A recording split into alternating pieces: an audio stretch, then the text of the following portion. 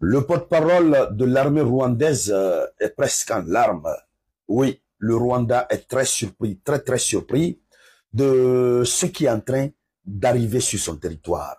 Oui, parce que l'armée congolaise s'est enfin réveillée, la population congolaise s'est enfin réveillée, et ce qu'ils sont en train de faire sur le territoire rwandais, ça veut dire, c'est-à-dire concrètement parlant, et le Rwanda est en train de comprendre la chose. Le Rwanda est en train même d'être au cœur de la chose. Puisque ça fait longtemps, ils ont utilisé le M23. Ils disent que ce sont leurs alliés. Ça fait longtemps. Les soldats rwandais et les soldats congolais, j'allais dire, sont empêchés par la MONUSCO. Je ne sais pas comment ils appellent le truc là. Les casques bleus de l'ONU. Les soldats rwandais sont désarmés. Cette fois-ci, ils ont pris la responsabilité sur eux-mêmes. Alors, la déclaration qui a été faite, deux déclarations ont été faites par le porte-parole de l'armée rwandaise. Mais je vous dis, la peur a changé de camp. Oui. Et le Congo, libre et souverain, est en train de s'annoncer. Ce que les soldats congolais sont en train de faire, non, c'est autre chose. Oui.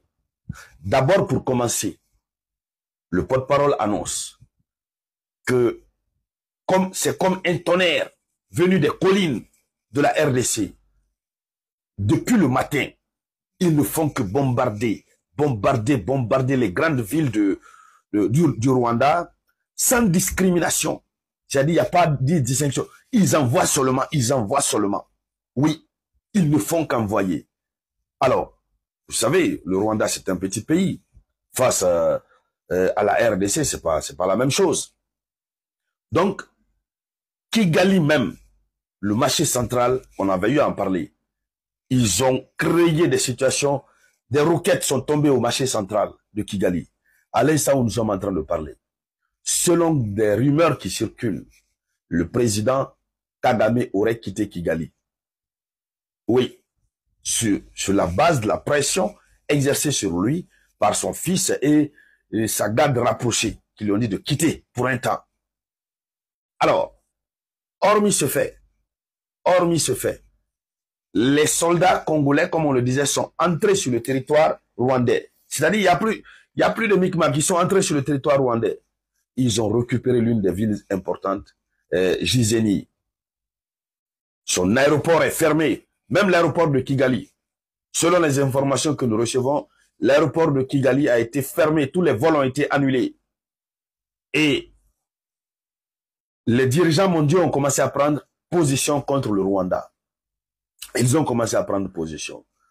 Nous avons l'Allemagne qui a décidé d'annuler son aide au développement au Rwanda à la seule condition qui peut les permettre de continuer de poursuivre leur aide au développement au Rwanda. La seule condition, c'est évidemment que le Rwanda puisse retirer ses troupes de la RDC. Donc, la situation est vraiment en train de se retourner contre les Rwandais. Partagez d'abord cette vidéoconférence au maximum, partagez-la dans tous les groupes possibles, partagez partout. Allons-y dans les profondeurs. Voyons la déclaration du porte-parole de l'armée rwandaise. Je vous dis, il faut qu'on aide la RDC.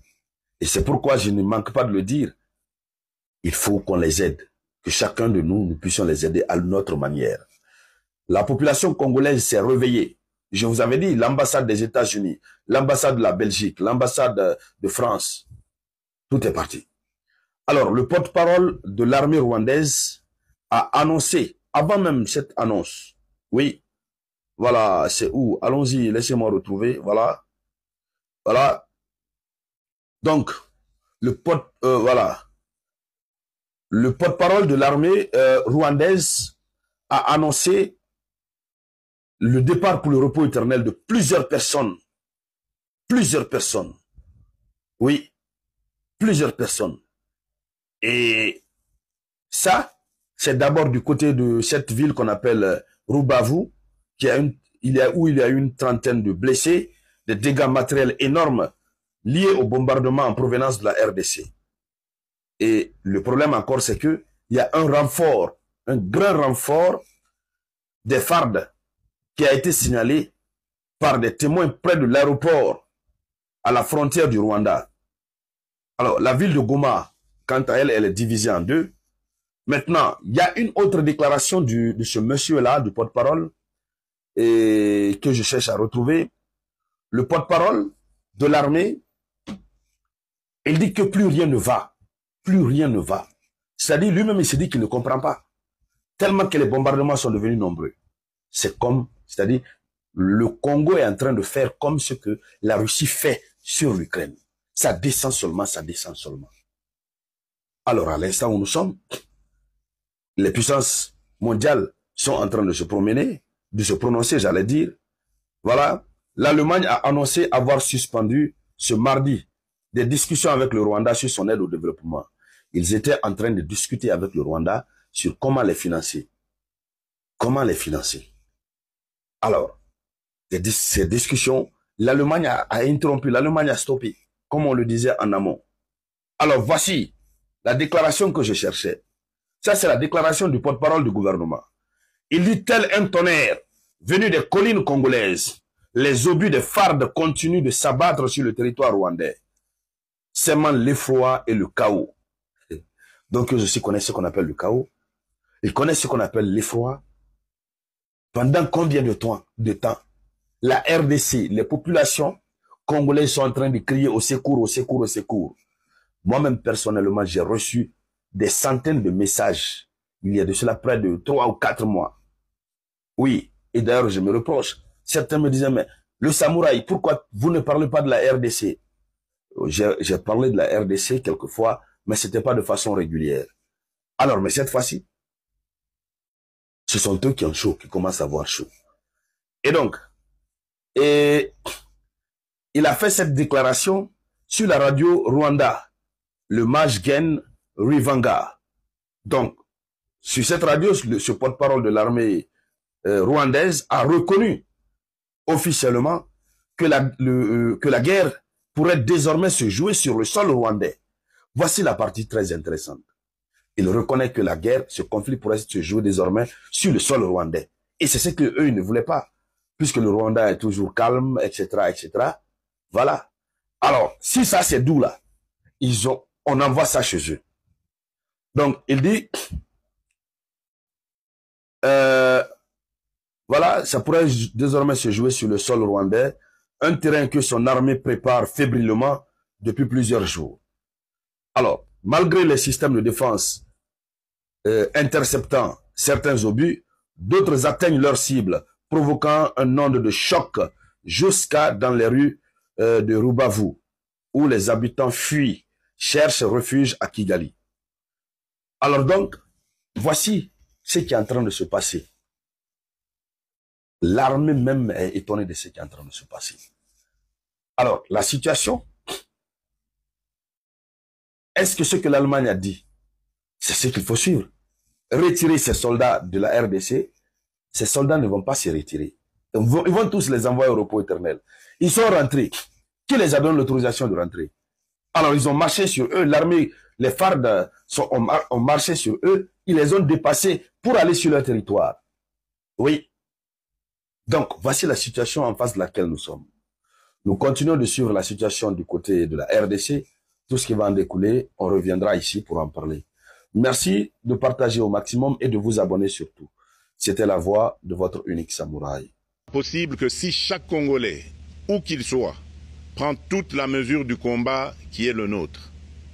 J'appelle donc la nation entière, hommes et femmes, jeunes et vieux, acteurs politiques, opérateurs économiques, membres de la société civile, confessions religieuses, artistes et sportifs à se mobiliser, à faire bloc derrière nos vaillantes forces armées et à contribuer chacun à son niveau à l'effort de guerre.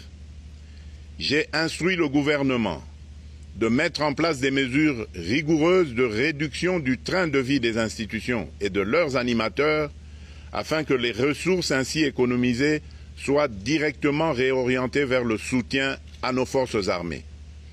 Dans cet effort national, j'en appelle également à la responsabilité du secteur privé, qui est invité à contribuer activement à cette cause commune.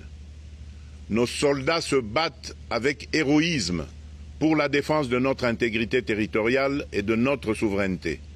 Ils ont besoin de notre soutien total, qu'il soit moral, matériel ou logistique. À la jeunesse congolaise, pilier et espoir de notre nation, je vous exhorte à répondre massivement à l'appel de la patrie. Le moment est venu de vous lever, de mettre votre énergie et votre créativité au service de la nation. Nous devons renforcer nos rangs et chaque jeune Congolais prêt à défendre son pays a une place au sein de nos forces armées. Enrôlez-vous massivement dans l'armée. Vous êtes le fer de lance de notre projet et votre mobilisation est déterminante pour la victoire finale. Aux braves populations du Nord Kivu, du Sud Kivu et de l'Ituri, vous êtes le symbole de la résilience congolaise, une source d'inspiration pour toute la nation. Vous n'êtes pas seuls dans cette épreuve. La République tout entière se tient à vos côtés, unis dans l'espoir et la lutte. Ensemble, nous ferons face et surmonterons cette épreuve. À nos vaillantes forces armées et aux vaillants patriotes Ouazalendo, véritables sentinelles de la souveraineté nationale, je rends un hommage appuyé et vous exprime au nom de toute la République notre reconnaissance infinie et notre fierté inébranlable. Votre bravoure, votre discipline et votre engagement sans faille inspirent et mobilisent tout un peuple déterminé à défendre son territoire. Sachez-le, la République ne vous abandonnera jamais. Votre combat est le nôtre et vos sacrifices ne seront jamais oubliés. Vous incarnez l'honneur de la nation congolaise. À tous mes compatriotes, d'ici et de la diaspora, la République démocratique du Congo ne pliera pas.